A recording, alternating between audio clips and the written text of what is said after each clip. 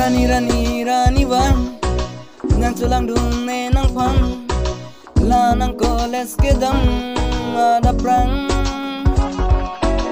Rani wan nang chulang dung ne nang phang la nang koles ke dam ada prang.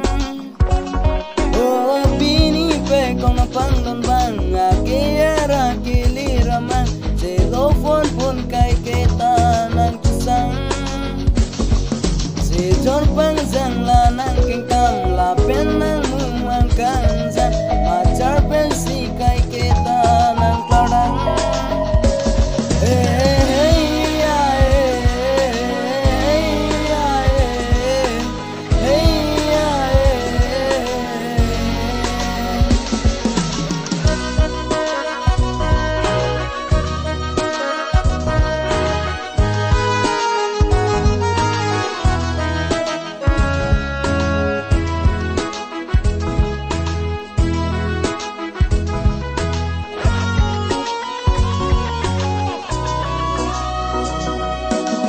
Jong hele nang lan tani ku pipo ne nang lan dorde la puan ke lang me sa minang raje.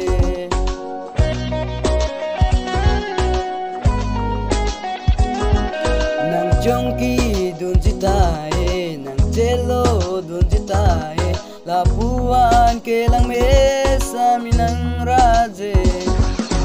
Oh kangon tere dun cho tu de dun pare me no pirte ate o kangon pa tum tante nang panang kacera di simone.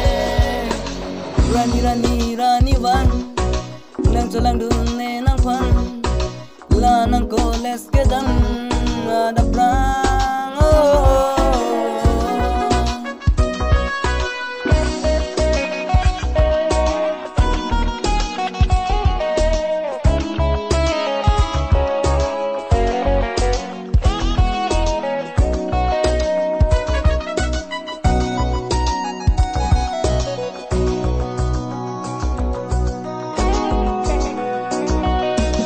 Facebook alon tame Instagram alon tame lang bomta lang dode lang raje ke me.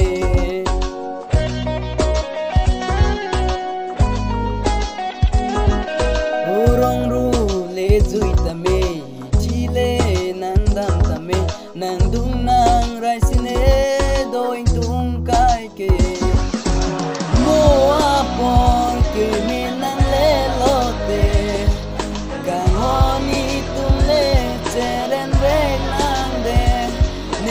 pong archi la pene omini nang te donde ta cheren venande. Rani wan nang chulang dun ne nang phan la nang koles ke dam ada prang. Rani wan nang chulang dun ne nang phan la nang koles ke dam ada prang. Oh bini pe kong pang don bang ke ara kili raman telefon pun kai kita nang kisang. Sejor panjang la nang kingkam la pen nang mumang